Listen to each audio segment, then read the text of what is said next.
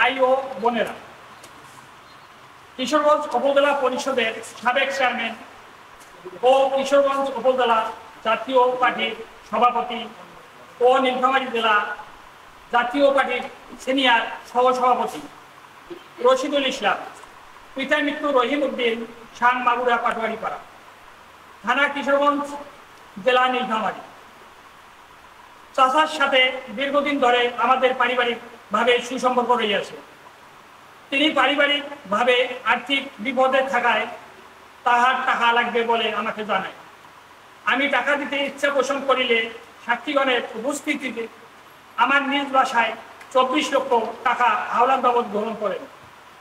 তিনি 2 মাস পরে টাকা ফেরত দিবে বলেন এবং বিনিময়ে তিনি প্রমাণস্বরূপ আমাকে 21/11/2021 তারিখে একটি 150 টাকার স্ট্যাম্পে অঙ্গীকারনামা দেন।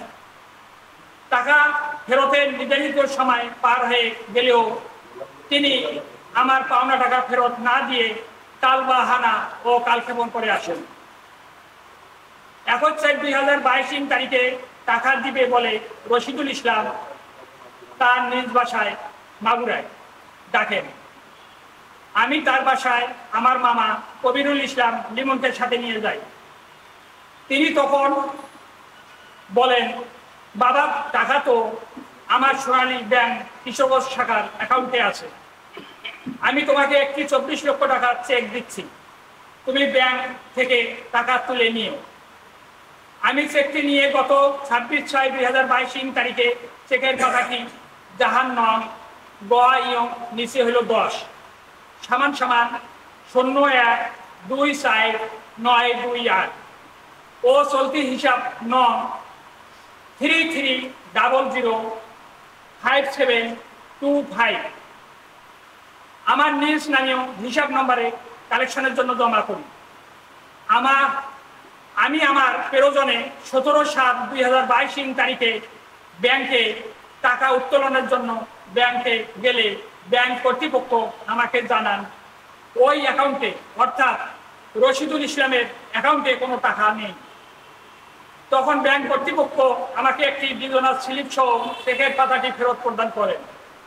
পরে আমি আমার পাওনা টাকা আদায়ের জন্য আইনের বিধান মতে বিজ্ঞ আমলি আদালতে কিশোরগঞ্জ একটি মামলা দায়ের করি, যা অদ্যাবধি কোর্টে চলমান আছে। মামলা চলমান অবস্থাতে ও আমার শ্রদ্ধেয় রশিদুল ইসলাম চাচার সাথে সুসম্পর্ক বজায় থাকা অবস্থায় তাহার বড় ছেলে রাশিদুজ্জামান মিল্টন 6ষ্ঠ উপজেলা পরিষদ নির্বাচনে প্রার্থী হওয়ায় তাহাদের অর্থে প্রয়োজন হয়। তাই তিনি মাগুরা চেকপোস্ট মেইন রোড সংলগ্ন একটি জমি বিক্রি করার প্রস্তাব করিলে আমি নিতে সম্মতি জ্ঞাপন করি। পরে সকলের উপস্থিতি আলোচনার মাধ্যমে জমিটির মূল্য নির্ধারণ করা হয় 20 লক্ষ টাকা।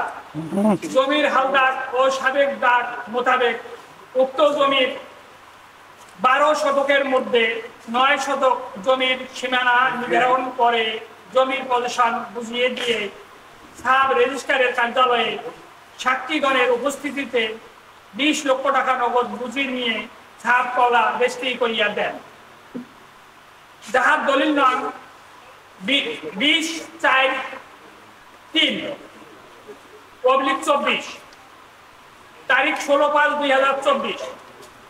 প্রিয় সংবাদকর্মী ভাই বোনেরা, তিনি জমি বিক্রি করার পরেও আমার ক্রয়কৃত সম্পত্তি নিজের বলে প্রসারণা করে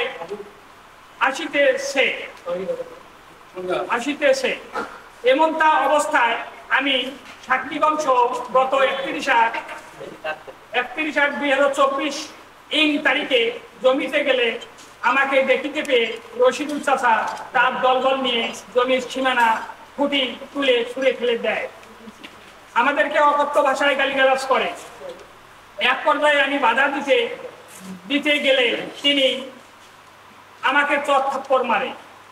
আমি তড়িঘড়ি করে কিছু অস্থায়ী এবং তড়িঘড়ি করে কিছু অস্থায়ী দোকানপাট বসিয়ে তার দখলে নেন। পরে আমি লোকমুখে জানিতে পারি তিনি আমার পাওনা টাকা ও আমার ক্রয়কৃত জমি পজিশন না দেওয়ার জন্য আমার নামে বিজ্ঞ আমলি আদালত কিশোরগঞ্জ একটি মিথ্যা মামলা দায়ের করে। পিটিশন 203/2024, তারিখ 19/8/2024,